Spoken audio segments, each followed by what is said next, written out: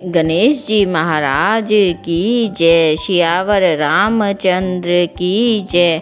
कथा प्रारंभ होत है, सुनो वीर हनुमान।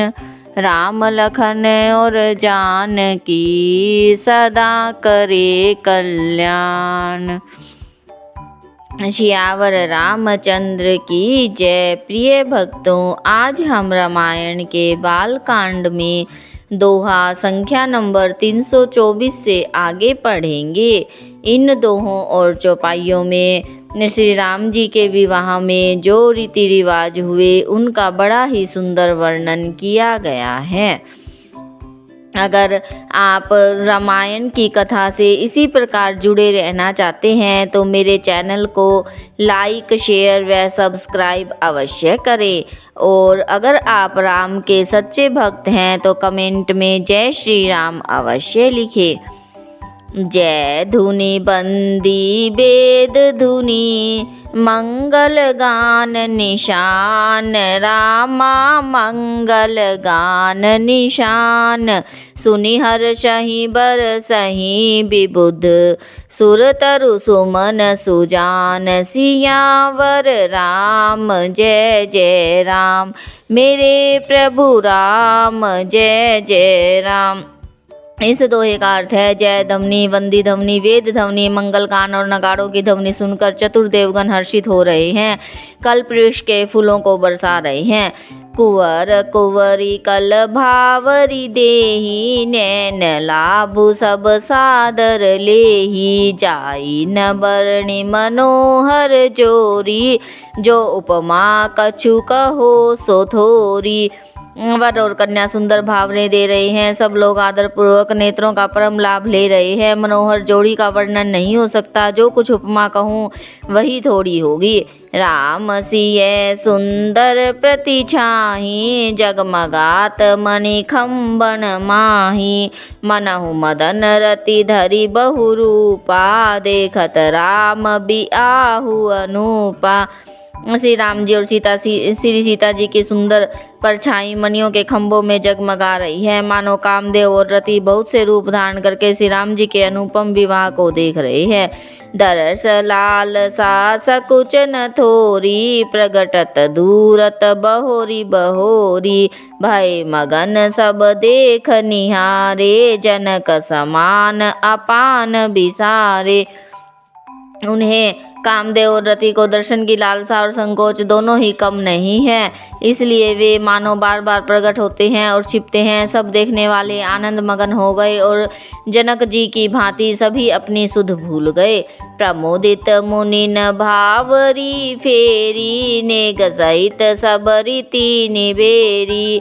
राम सिय सिर सिंदूर देही, शोभा कही न जाति विधि केही। मुनियों ने आनंद पूर्वक भावने फिराई और नेक सहित सब रीतियों को पूरा किया। श्री रामचंद्र जी सीता जी के सिर में सिंदूर दे रहे हैं, यह शोभा किसी प्रकार भी कही नहीं जाती। अरुण पराग जलजु भरिनी के, शशि भूष अहि लोभ अमी के। बहुरी वशिष्ठ दीन अनुशासन, बरु दुल्हनी बैठे एक आसन। इन चौपाइयों का अर्थ है, मानो कमल को लाल पराग से अच्छी तरह भरकर अमृत के लोभ से सांप चंद्रमा को भूषित कर रहा है। अर्थात यहाँ श्री राम के हाथों को कमल की सुंदर सिंदूर के पराग की, श्री राम की श्याम भुजाओं को सांप की और सीता जी के मुख को चंद्रमा की उपमा दी गई है। फिर वशिष्ठ जी की आज्ञा दी, तब दूल्हा और दुल्हन एक आसन पर बैठे। बैठे बरासन रामु जानकी, मुदित मन दशरथु भय।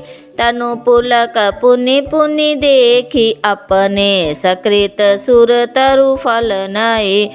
भरी भुवन राहा उछाऊ, राम बिबाहु बहा सब ही कहा।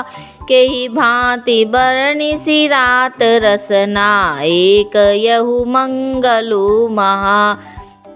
इस छंद का अर्थ है श्री राम जी और जानकी जी श्रेष्ठ आसन पर बैठे। उन्हें देखकर दशरथ जी मन में बहुत ही आनंदित हुए।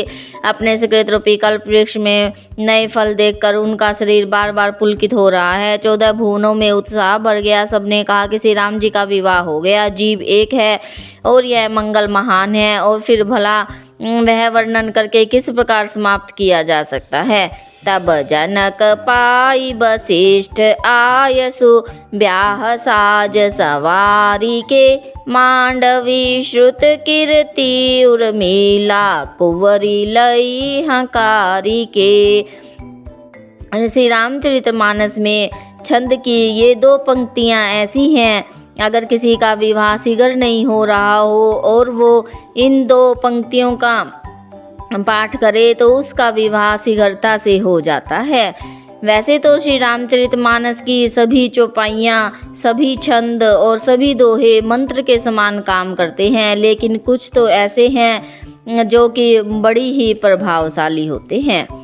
कुश केतु कन्या प्रथम जो गुणशील सुख शोभामयी, सब रीति प्रीति समेत करी जो ब्याहि नृप भरत ही देई। इस छंद का अर्थ है तब वशिष्ठ जी की आज्ञा पाकर जनक जी ने विवाह का सामान सजाकर मांडवी जी, श्रुतकीर्ति और उर्मिला जी इन तीनों राजकुमारियों को बुला लिया। कुशध्वज की बड़ी कन्या मांडवी जी को, जो गुणशील और शोभा की रूप थी, राजा जनक ने प्रेम पूर्वक सब रीतियां करके भरत जी को ब्याह दी। जानकी लघु भगनी सकल सुंदरी शिरोमणि, जानी के सोतने दीनी ब्याही लखनहि, सकल विधि सन्मानी के, जेहि नाम श्रुत कीर्ति सुलोचनी, सुमखी सब गुण आगरी, सो देई रिपुसुदनहि भूपति, रूपशील उजागरी। जानकी जी की छोटी बहन उर्मिला को सब सुंदरियों में शिरोमणि जानकर उस कन्या को सब प्रकार से सम्मान करके लक्ष्मण जी को ब्याह दिया, और जिसका नाम श्रुतकीर्ति है, जो सुंदर नेत्रों वाली, सुंदर मुख वाली, सब गुणों की खान, रूप और शील में उजागर है, उसको राजा ने शत्रुघ्न को ब्याह दिया। अनुरूप बर दुल्हनी परस पर लखी, सकुच ही हर्ष ही सब मुदित सुंदरता सरा, सुमन सुरगन बरसहि, सुंदरी सुंदर बरन सह सब एक मंडप राजहि, जनु जीव उरचारिव अवस्था विभुन सहित विराजहि। दुल्हा और दुल्हन में परस्पर अपने अपने अनुरूप जोड़ी को देखकर सकुचते हुए हृदय में हर्षित हो रही हैं। सब लोग प्रसन्न होकर उनकी सुंदरता की सराहना करते हैं और देवगण फूल बरसा रहे हैं। सब सुंदरी दुल्हनें सुंदर दुल्हों के साथ एक ही मंडप में ऐसी शोभा पा रहे हैं मानव जीव के हृदय में चारों अवस्थाएं अर्थात जागृत, स्वपन, सुसुप्ति और तुरीय अपने चारों स्वामियों अर्थात विश्व, तेजस, प्राज्ञा और ब्रह्मा सहित विराजमान हो।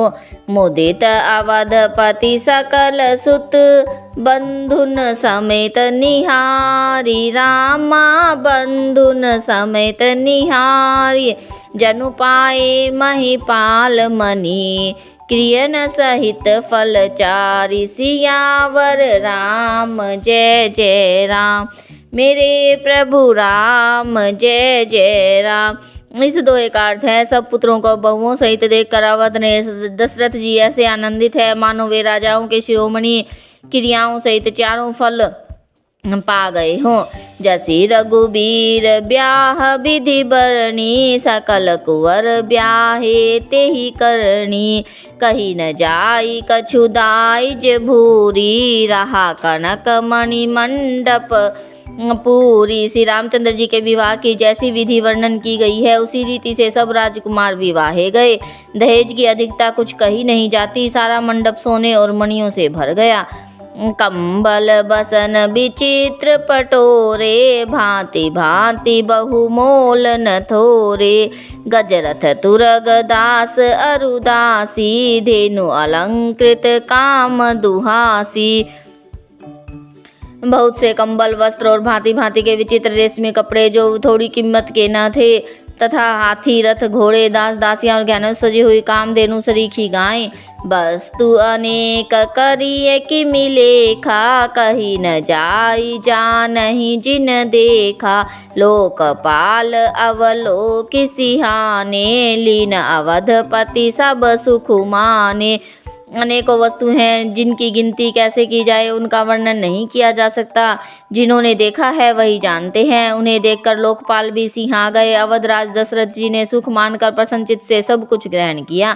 दीन जाचकनी जो जेहि भावा, उबरा सो जनवा से ही आवा।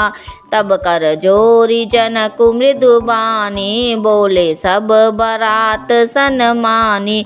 उन्होंने वह देज का समान याचकों को जिसे जो अच्छा लगा दे दिया। जो बच रहा है वह जनवासे में चला गया। तब जनक जी हाथ जोड़कर सारी बारात का सम्मान करते हुए कोमल वाणी से बोले, सन्मानी सकल बारात आदर दान, बिने बड़ाई के प्रमुदित महामुनि वृंद बंदे। पूजी प्रेम लड़ाई के, सिरुनाई देव मनाई। सब सन कहत सब संपुट किए, सुर साधु चाहत भाव। सिंधु की तोष जल अंजलि दिए। इस छंद का अर्थ है, आदर दान विनय और बड़ाई के द्वारा सारी बारात का सम्मान कर राजा जनक ने महान आनंद के साथ प्रेम पूर्वक लड़ाकर मुनियों को समूह की पूजा एवं वंदना की। सिर नवाकर देवताओं को मनाकर हाथ जोड़कर सबसे कहने लगे कि देवता और साधु तो भाव ही चाहते हैं, वे प्रेम से ही प्रसन्न हो जाते हैं। उन पूर्ण काम महानुभावों को कोई कुछ कैसे देकर संतुष्ट कर सकता है? क्या एक अंजलि जल देने से कहीं समुद्र संतुष्ट हो सकता है? कर जोरी जन कुबहोरी, बंधु समेत कौशल राय। सो बोले मनोहर बैन सानी, स्नेहशील सुभाए। सो संबंध राजन रावरे, हम बड़े अब सब विधि भय। राज साज समेत सेवक, जानिबे विधु बिनु गथ लय। इस छंद का अर्थ है, फिर जनक जी ने भाई सहित हाथ जोड़कर कौशलाधीश दशरथ जी के से स्नेहशील और सुंदर प्रेम में सान कर मनोहर वचन बोले, हे राजन, आपके साथ संबंध हो जाने से अब हम सब प्रकार से आपसे बड़े हो गए हैं। राजपाट सहित हम दोनों को आप बिना दाम लिए हुए ही सेवक समझिएगा। दारिका परिचारिका करी पाल भी करुणा नई। अपराधु क्षमिबो बोली पठय, बहुत हो डीठयों कई। पुनि भानु कुल भूषण सकल सन्मान, निधि समधि किए कही जाति नहीं बिनती। परस पर प्रेम परिपूर्ण ही ये। इस छंद का अर्थ है, इन लड़कियों को टहलनी मानकर नई नई दया करके पालन कीजिएगा। मैंने बड़ी डिठाई की जो आपको यहाँ बुला भेजा, अपराध क्षमा कीजिएगा। फिर सूर्य कुल के भूषण दशरथ जी ने समधी जनक जी को संपूर्ण सम्मान का निधि कर दिया। इतना सम्मान किया कि वे सम्मान के भंडार ही हो गए। उनकी परस्पर विनय कही नहीं जाती, दोनों के हृदय प्रेम से परिपूर्ण है। वृंदार का गण सुमन बरी सही राउ, जनवा सही चले दुदुम विजय। धुनि वेद धुनि नभ नगर को तु हल भले। तब सखी मंगल गान करत, मुनीस आय सुपाई के। दुल्ह दुल्हनिन सहित सुंदरी चली कोह बर ल्याई के। इस छंद का अर्थ है, देवतागण फूल बरसा रहे हैं। राजा जनवासे को चले, नगाड़े की ध्वनि, जय ध्वनि और वेद की ध्वनि हो रही है। आकाश और नगर दोनों में खूब कौतूहल हो रहा है, अर्थात आनंद छा रहा है। तब मुनीश्वर की आज्ञा पाकर सुंदरी सखियां मंगल गान करते हुए दुल्हनों सहित दुल्हों को लिवाकर कोहबर को चली। पुनि पुनि राम ही चितवसिए, सकुचति मनु सकुचेन। रामा सकुचति मन सकुचैन, हरत मनोहर मीन छवि। प्रेम पियासे नैन। इस दोहे का अर्थ है, सीता जी बार बार राम जी को देखती हैं और सकुचा जाती है, पर उनका मन नहीं सकुचाता। प्रेम के प्यासे उनके नेत्र सुंदर मछलियों की छवि को हर रहे हैं। सियावर रामचंद्र की जय। यहाँ हमारा मास प्रायण 11वां विश्राम पूरा होता है। कल से हम आगे की कथा प्रारंभ करेंगे।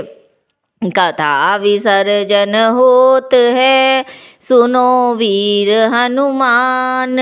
राम लखन और जानकी सदा करे कल्याण। सियावर रामचंद्र की जय।